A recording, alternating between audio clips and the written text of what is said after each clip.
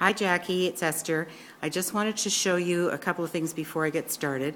I have a leader, and I don't know whether you do this, but it actually goes the whole length of the warping mill all the way around, and then it ends up at the bottom, just tied to the bottom, and that way I know how much yarn I have to put on. I just follow that leader as I go. So I'm going to hand this over to Stan. Where are you, Stan? Here. Okay. Want it turned? No, yeah, actually if you do it like that, that should be good. Okay, so, can you see this? Mm-hmm. All right, so I just make a loop on the end and I tie it. So I've got a loop like that. Now I start at the top, you start at the bottom, so I'm going to do what you do.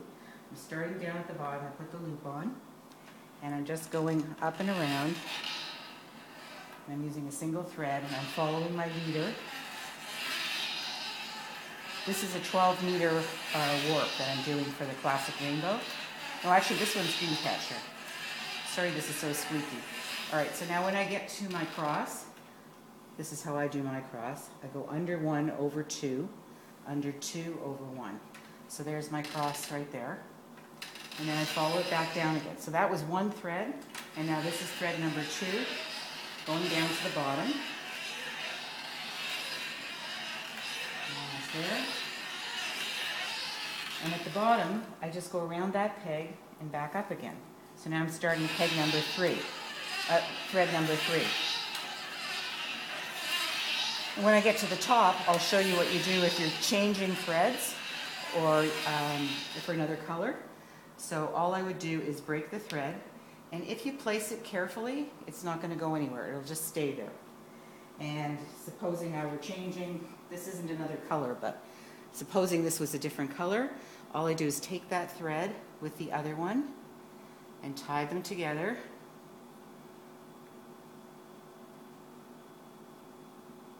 Like that. So this was thread 3, and now I just continue. As long as your knots are here and down here, and that means that they're at either the top or the bottom of your warp, and they're not going to get used. So it's fine if you have a knot there. So now I'm just continuing. This is my 4th thread. I'm almost down at the bottom. Okay.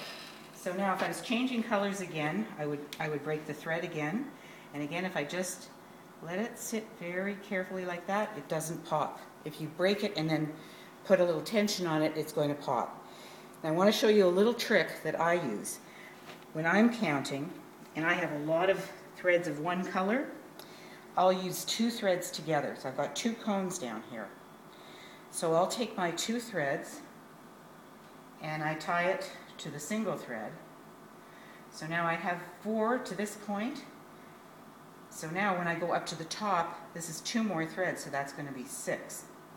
So I take the 2 threads and I stick my finger between them and I hold them like this as I go up and around. And that way everything will be very secure and they don't twist. So I'm going around, and I've got my finger through it. So this is 6 threads. Makes it much faster to warp if you're doing it this way. And I don't worry that I'm going to have 2 threads together at the cross. I still go under and over with the 2 threads and under again and over. So that was 6 threads. Now I take the 2 down again. This is 8.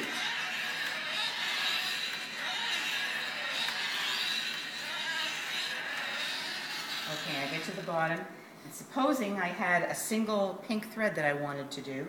So again, I would go like this, and I'd attach my single pink thread here, and I go back up to the top, and it would be fine. So you can do 2. I wouldn't do 3, but you can definitely do 2. Hope it helps, Jackie. Bye. Hey, Jackie, it looks like I taught Esther pretty well, eh?